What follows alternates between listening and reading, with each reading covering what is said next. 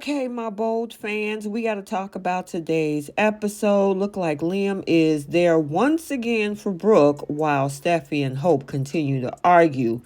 Sheila looks jealous as she warns Deacon he'll never have Brooke, and Shauna gives Carter Quinn-related advice, which was no help whatsoever.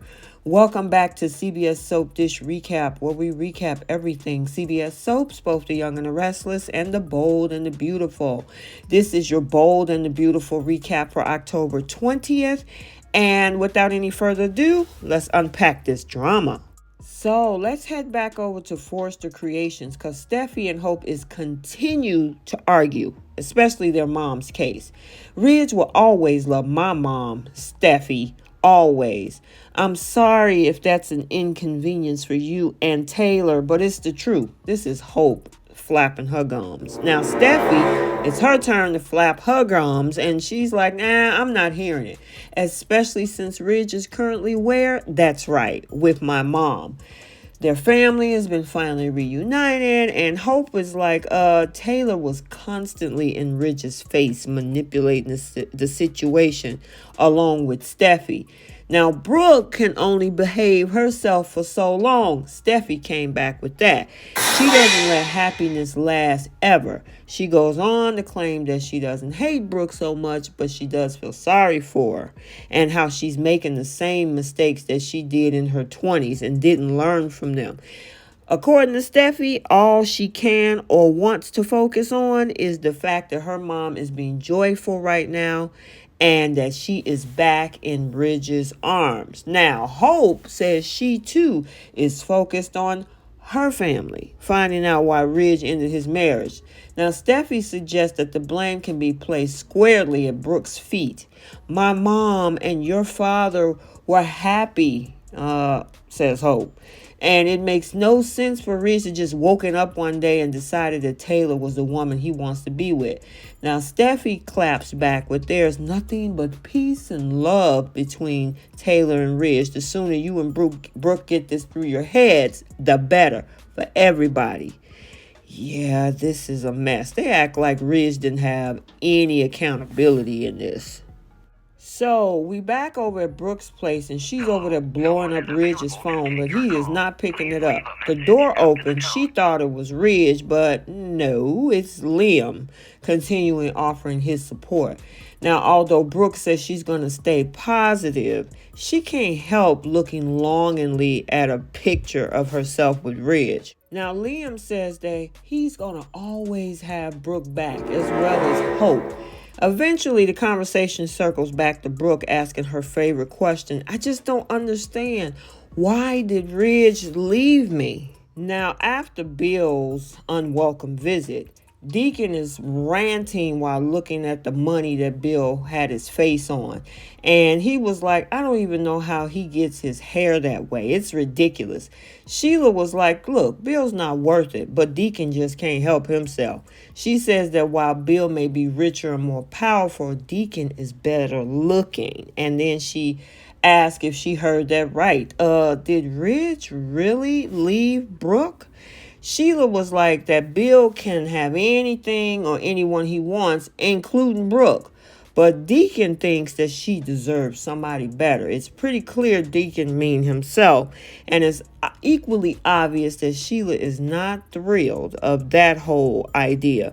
And he asked her to have some compassion for Brooke as she is the mother of his daughter. But Sheila shut him straight, saying, hey, whatever future you think you have with Brooke, it's not happening. And Deacon was like, ooh, are you jealous, Sheila? Saying that she and Brooke has a lot in common. However, one quality that Sheila has that Brooke doesn't is that Brooke has never been charged with attempted murder.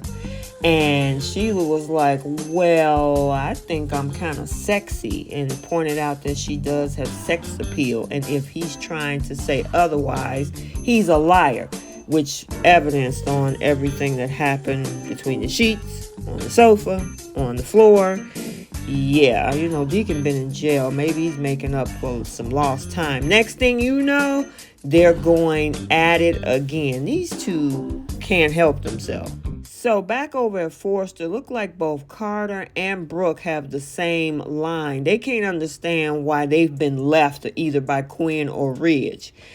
Now, Carter thought about calling Justin, but doesn't want to take him off the straight and narrow given that he's been doing such good work lately. Instead, he made a call of his own and Shauna arrived.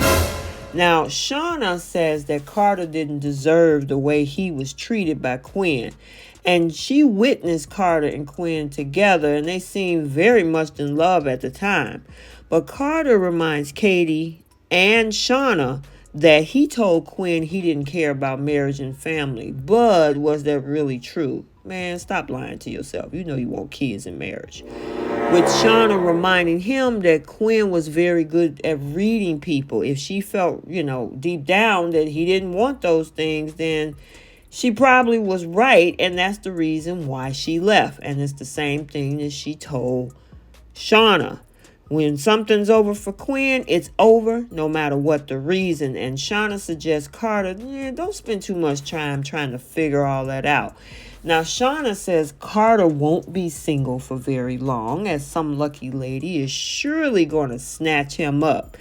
And of course, we had these scenes where Katie and Carter were looking very nonchalantly at each other.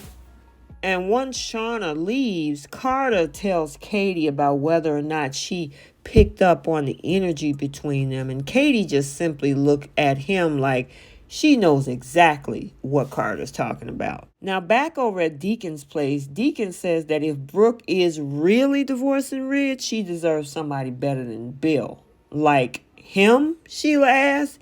And Deacon was like, well, I'm not an arrogant narcissist like Bill is, at least on my good days, suggesting that Brooke should stay far away from Bill.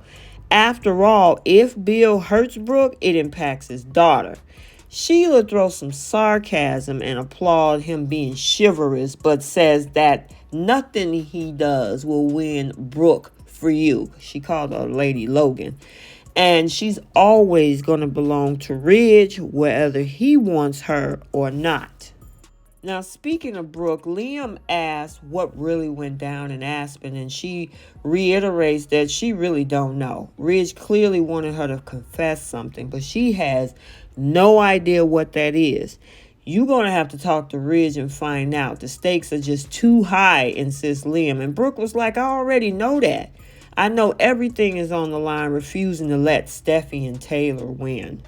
I'm going to get to the bottom of this, and I'm going to fix it. And when I do, Ridge will come back to me. We'll be better together again. And I'm like, I don't know about that, bro. Now, at Forrester Creations, Hope and Steffi have made no progress whatsoever. Now, the two of them believes their mother will come out triumphant in the end, and says as much with all of the flair and anger between them.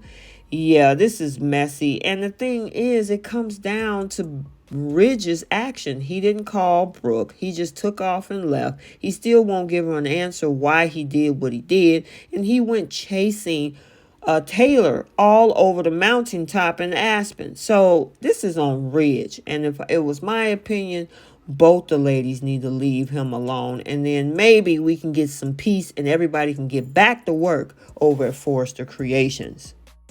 Okay, so there you have it, your bold and the beautiful recap for Thursday, October 20th, 2022. If you haven't checked out the Young and the Restless recap for today, it has been uploaded to the channel. And until the next video, like, comment, and subscribe, and we will see you soon. Bye.